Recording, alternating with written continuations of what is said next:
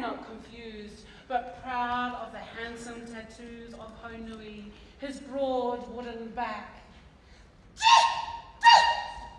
The coconut senate that lashes the hulls of Piki Kotuku and Aotearoa to his trim puera torso. Plus, my grandfather is in good company because his nephew, Te Whare Hoka Hoka o Tangaroa, is a chiseled steering paddle who bucks and heaves with youthful defiance until lulled by ocean swells. I also have a Papua New Guinea friend who says his grandfather is a spear.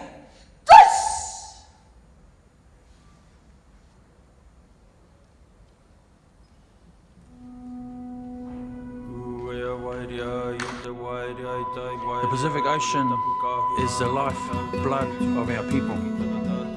It's our home.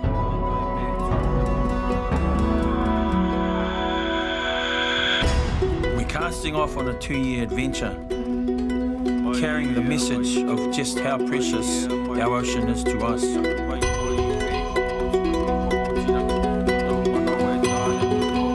Reviving the wayfinding brilliance of our ancestors and raising a new generation to become stewards for our ocean.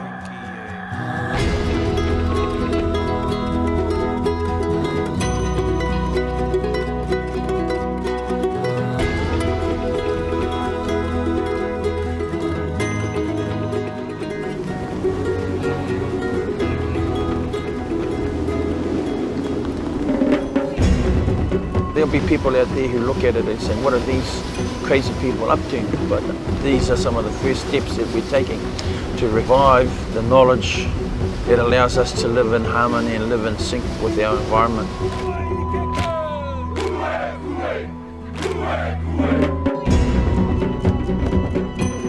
The hardest part is to make everyone see what we see. And once we can make that happen, I think we have a chance.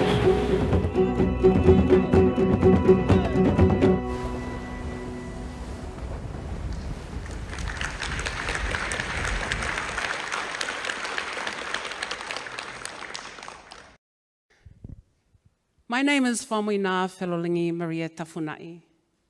I hail from the villages of Tafuna'i, Asanga, Salirolonga, Molifanoa in Samoa.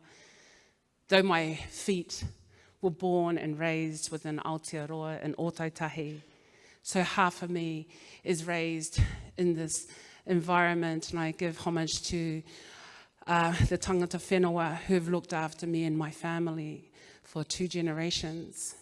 And while I stand on this land, I also give homage to the Lalakia people, Nana Nanmuk, thanking Auntie B, as well as Nick and Sylvia. Ma lo le soi fua ma le langi mama le kausinga o kako le kangako o le moana.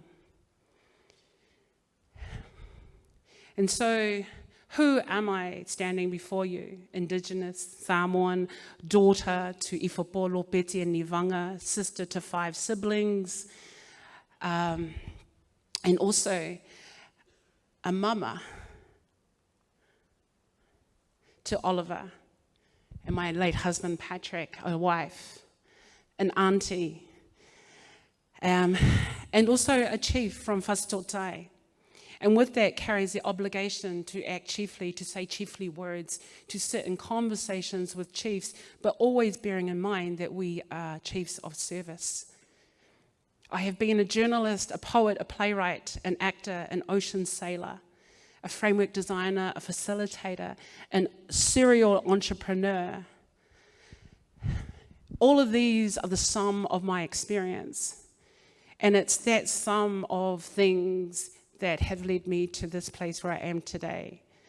I've also worked in aid and development, both within Aotearoa, out in Pacific Islands, and across in other areas in South America, the Caribbean, and Africa.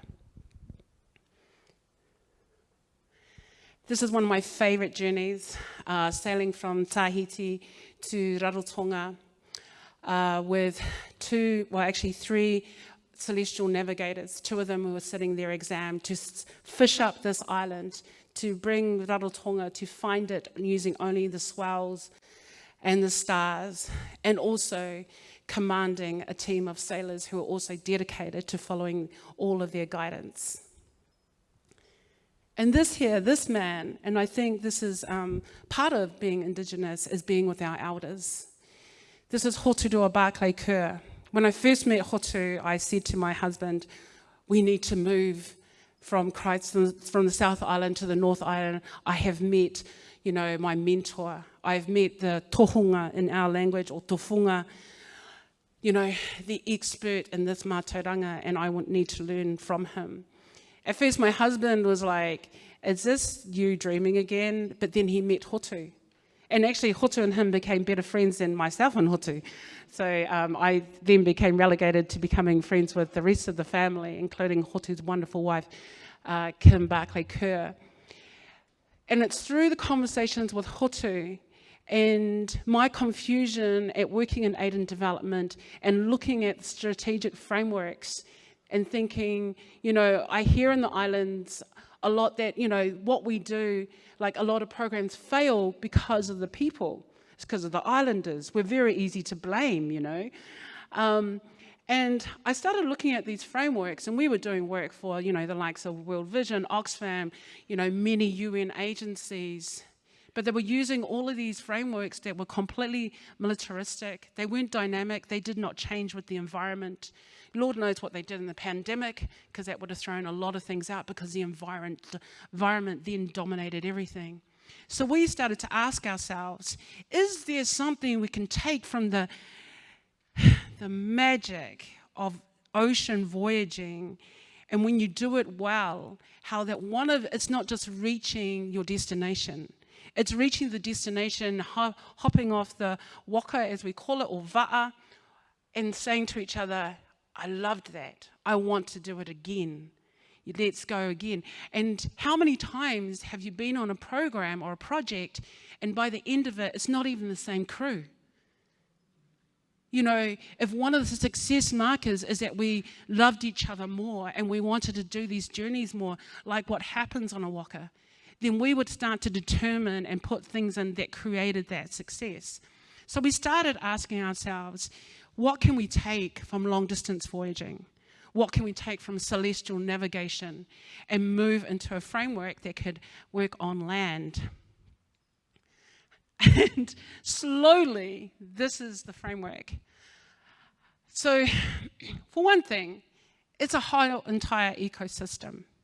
Now, I see the cameras are out already, and I was completely prepared for that, although I did have a few prayers this morning that we would look to protect Indigenous knowledge and seek those who were offering it to make sure there's a good conversation at that gate. And we started to think about the island of success and the ecosystem that creates success, and not just a dartboard objective of success. Who lives on this island? What do they do? How do they treat each other? What are the things that are there? What are the human activities? And then also, is this an island we can replicate? If you've worked on many projects, you'll see that, by the end of the project, there is no replication. They're not built that way. What can we scale up? When do we know when to scale up? And when it is a one-off? And once we've determined that, we go over to anchors. Now, I'm going to give you a broad look at this because I am going to dip a bit closer to it. So then there's Te Waka, our canoe. And today, you are the canoe, right? You're the people that are helping organizations, helping people on the ground, helping your community go forward. Every canoe has a captain. And I know sometimes when we try and have this kind of broad democratic thing, that doesn't work on a waka. That's, so you need a captain. And the captain's not like the boss all the time. But if there are storms ahead, then you need to know who is in charge.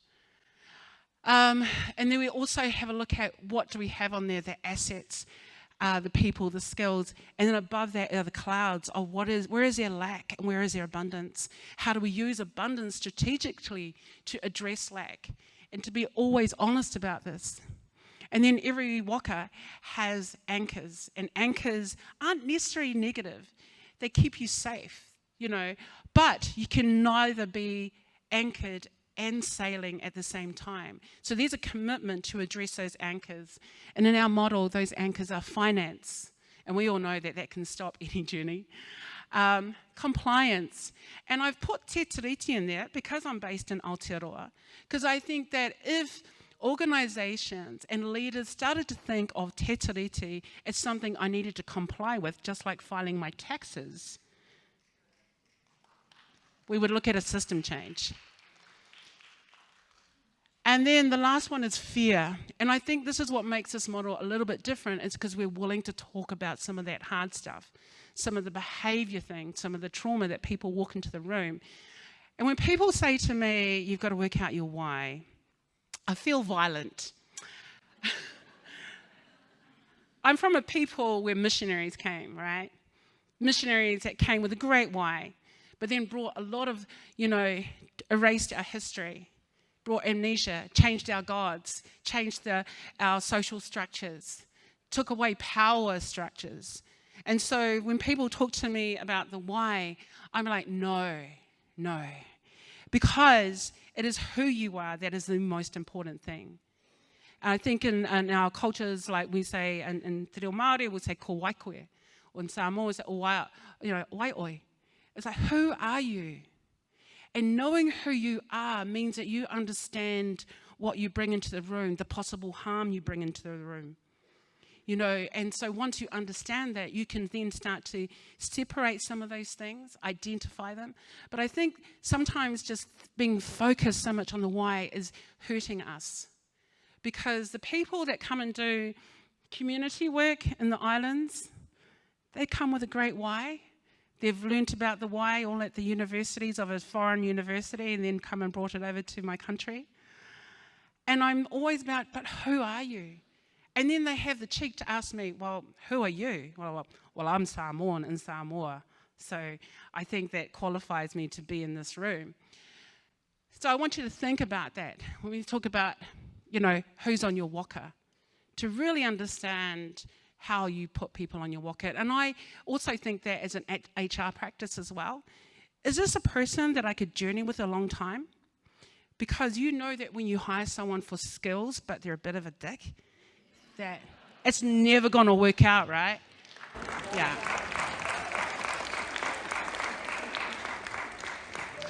And I guess yesterday when we the question about succession, I'm always for are you trainable? Whether you're a young person or an adult, are you trainable? That's what I need to know. I love all the skills you bring, but if you're not trainable for me, then actually you don't get to be on my waka. And then how we steer our waka are these things. I'm going to start going through some of these slides. So this was Island of Success. You can see that there. And then Te Waka. And it is the people doing your mahi. It's not actually your community, because you don't want to make your waka too heavy.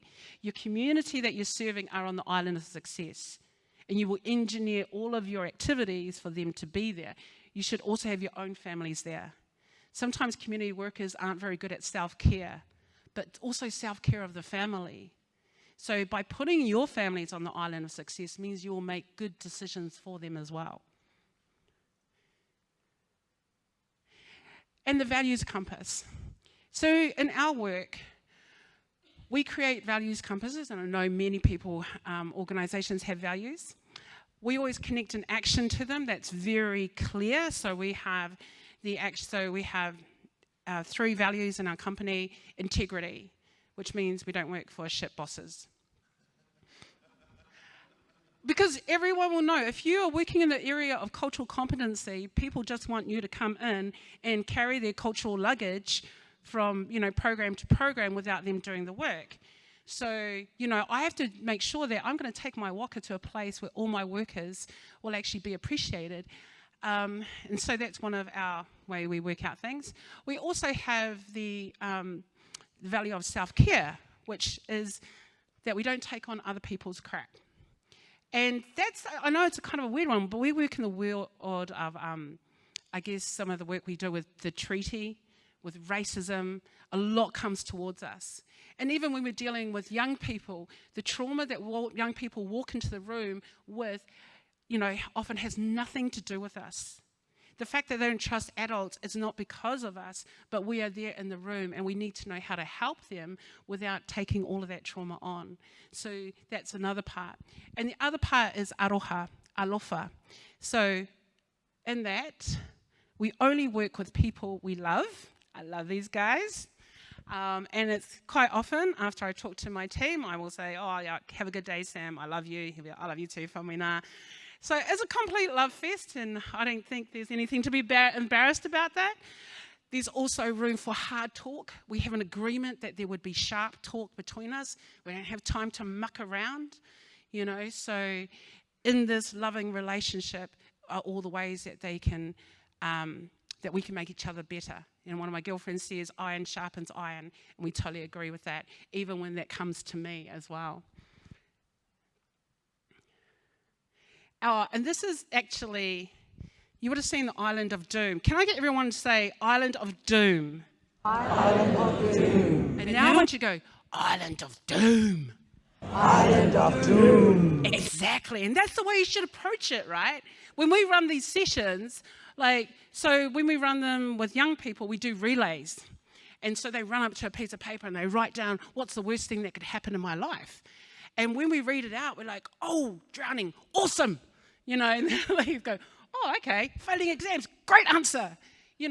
We need to take some of the negative energy or feeling like you're the negative person out of the equation there. We need to be realistic and truthful about doom, because knowing the Island of Doom and being able to write a 5-step prevention action plan. I emphasize action. It's not a plan to make a plan or a plan to make a meeting. So a 5-step prevention plan and then a 5-step mitigation plan, because we know sometimes even if we try and prevent it, it still goes wrong. So we need to be humble about it. And then the entrepreneur in there is like, what's the opportunity? What's the opportunity in that? And so the Island of Doom for me is the most strategic and giving island. And I developed this because I was so tired of the cut and paste risk matrices that we see there, and also raising the alarm bells with agencies and go, oh, that could go wrong, and they're like, no, it couldn't, we don't want to think about that, or what will people think if we put it there? And I'm like, they'll think that you're actually got your eyes wide open, So anytime when we do this, we're like, well, death should be on the cards. Long-term illness. We know that these have, terrible effects on teams. And then we have actually te whenua. So te whenua, actually before we do that, I just want to talk about the Island of Doom for one moment. And that with young people, we ran a session for our Wayfinding for Life, our suicide prevention program.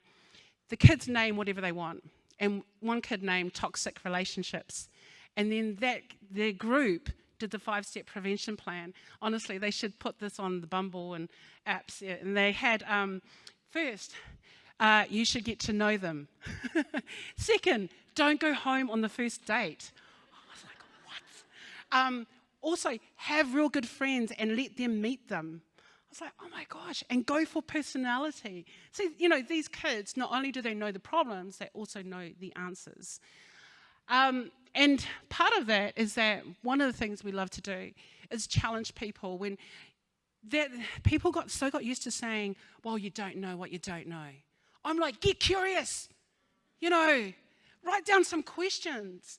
If you spent 10 minutes, everyone's got to write all the questions of what they don't know about Voice to Parliament. Write down all the questions of things you don't know about Te Tiriti o Waitangi or about community development. Just chuck it down and then go from that base. Because I think that when we're unwilling to unleash all that creativity that comes from asking the questions, we cannot continue to say we don't know what we don't know. It is harmful. And if you're working with, Indigenous peoples, they're like, right, this again. Yeah. Because, I've learned to walk in the way of white people. I've got good English for, a Polynesian girl out of Bishopdale, Christchurch. And so I feel like if you want to walk onto my soil, then you need to know the way to walk and the way to talk. It's not a mystery. We haven't locked it in a box. It's all out there for you. But you have to do the work. And this is part of you doing the work. And then as we journey through, there's this thing, the emerging islands. And I think Darwin, when I hear about the kind of spam email, or not spam email, that was an emerging island. So as you journey through, on your trying to get to your island of success, islands will emerge, and you just have to decide, is this an island of opportunity or distraction? I always do this checking with my team, and I'm like, do you think it's an opportunity? And generally 90% of the time they go, it's a distraction. And then I'm like, I thought so too. And what's more is that, because you don't want to exhaust your team and your resources and the goodwill of them as you chase things and then decide, oh no, we're going to divert. And then finally, you get to the islands of doing. So the islands of doing are all about priority. They are not the islands of naming. You don't get to name them and then move on. The islands of doing about understanding priority. And the way we understand it in this model, we ask ourselves, what's the biggest hole in my waka? Because it makes no sense, right? If there's a hole in your waka, but you're up there and you're like oiling the mast because it looks pretty, but you're sinking. Right. You know, and so understanding that, being able to, when we work with doing strategic planning, we just drop these 4 islands. We're like, these are your quarters. Understand what are your priorities to happen in there. And then understanding what will the environment allow. So we knew during the pandemic, there was very little that the environment was allowing. But then you just went down your priority list. And one of the things that, you know, I'm working with a government ministry at the moment, and we've just gone through this process, and then after they named all the islands of doing, they're like, what do you do now? And I'm like, then now you do it. They're like, oh, okay, that's the hard part. Now you do it, because they hired us to look at Māori engagement. If you go back to Māori and say, look, we've identified all the things that we need to do, Māori will sit there on the other side and go, yeah, just give us a call when you've done them. And so now they're at the point where they're starting to do them. And this is the last part, and it wasn't on the big map, but it's Mahutonga, which is the Southern Cross. Okay, and I feel like this is a really important part. This is the part that keeps you humble. And so in our workshops, this is what we generally ask. What did you enjoy most? What bored you? I have a niece who sometimes comes to workshops. She's very cutting about that. She said the map bored her, actually. And she asked, what should we leave out? We don't want to waste your time, you know, so what should we leave out? What should we include?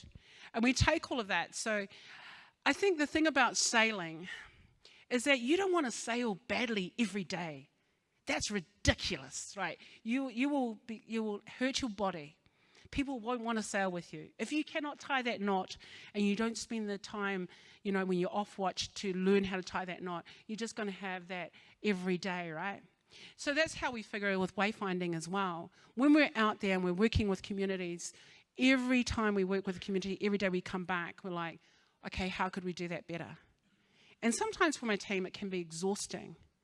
But there's no way I'm going to go out there and repeat the same mistakes if only we'd sat down and paused and done this part of Mahutonga. So Mahutonga is also the constellation that leads us, a guiding constellation that takes us from the sort of northern Pacific down to Aotearoa. So I consider that to be really important. Now, one of the things about the framework is that it can be used in many things. And so here's an example.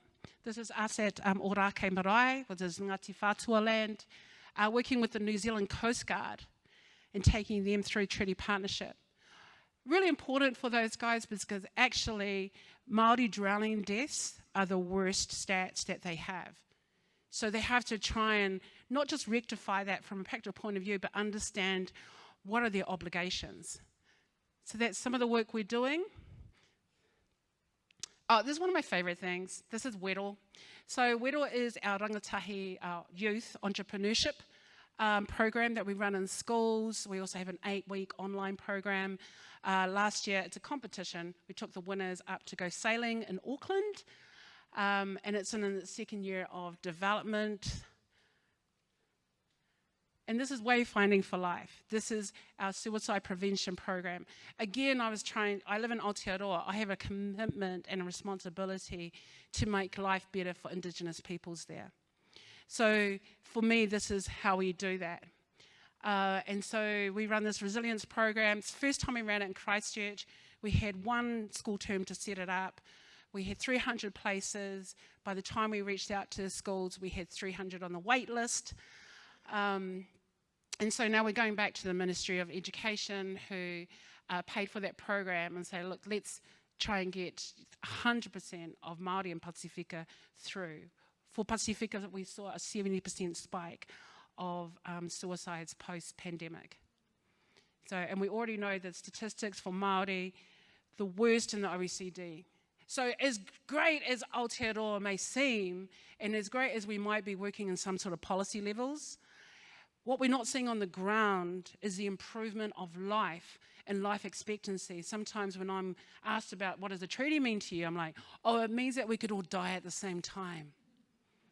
Because then that means that everyone was in equitable, living spaces, have access to health, and I often don't, if I use that line during a job interview, I don't often get the job.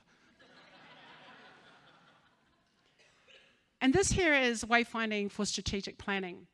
So we work with Māori tribes and organisations. So for me, you'll see that my clients, obviously slightly tanned.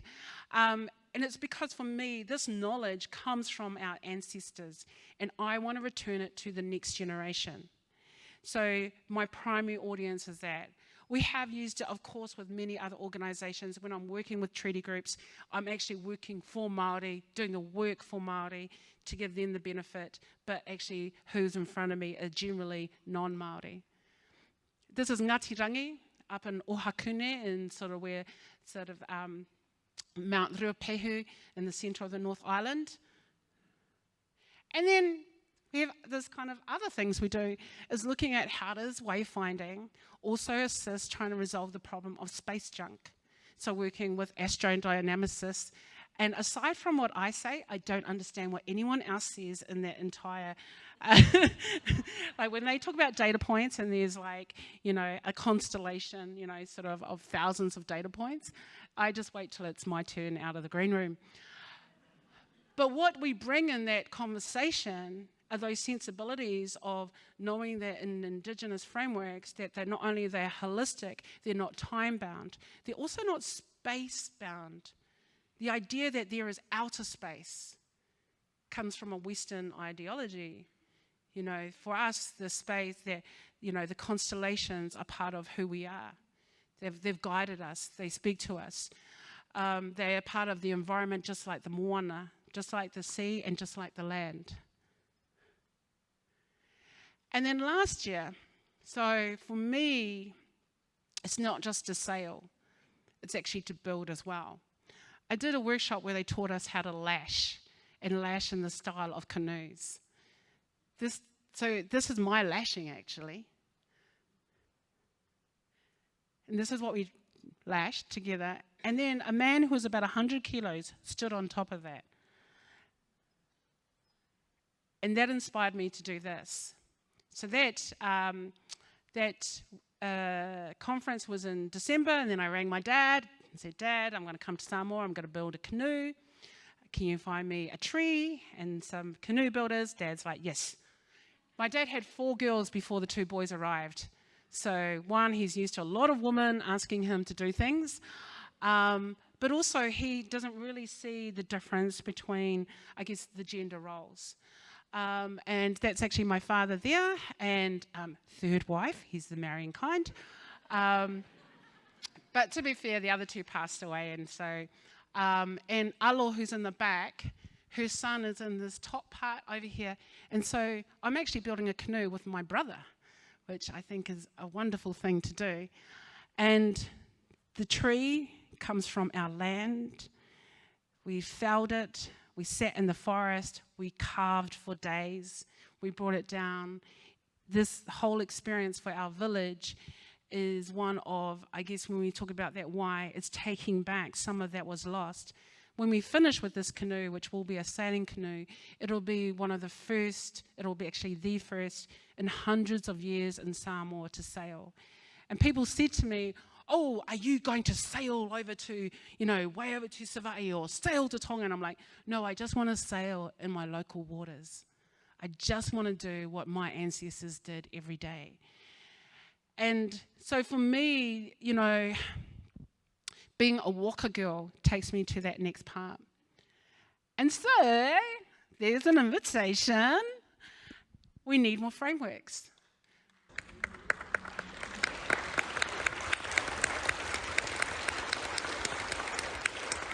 So before I got on the plane here, and I do have to do a little shout out for Denise and Tana for inviting me to come here and share my story. I wrote on Facebook, I don't want to use Agile, Lean Canvas, Flows, Scrum. I don't want to use them. I just want to use Indigenous frameworks. And so for that to happen, I feel there should be more. But I have seen them. I have seen some, and I think there's a, sometimes we can be, it's like a post-colonization, we can be just enraptured with something, and we're like, oh, if I translate that, if I use my Indigenous words on top of that framework, it's going to make it Indigenous. And so that's what I'm saying. We're better than the translated ones. We're better than ones where we take something out of our culture that we feel is resonant with us, but we have no experience of. Yesterday, when I was in the session with Natasha in Living Arts, thank you very much. I hope you appreciate my earrings that I made.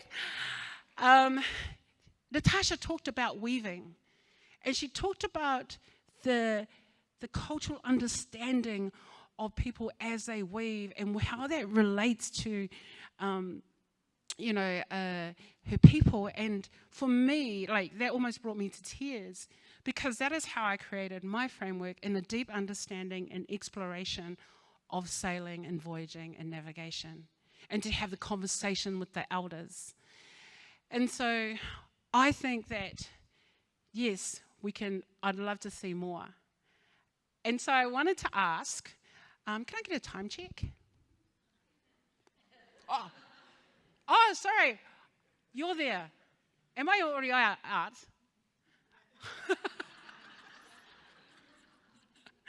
Oh, sorry, I didn't know where to look. Okay, so I'll just leave this with us, actually, because I think that one of the things that and maybe for you to write down is what should our frameworks look like? But also this, if you are developing a framework, what's on your island of doom as you develop it?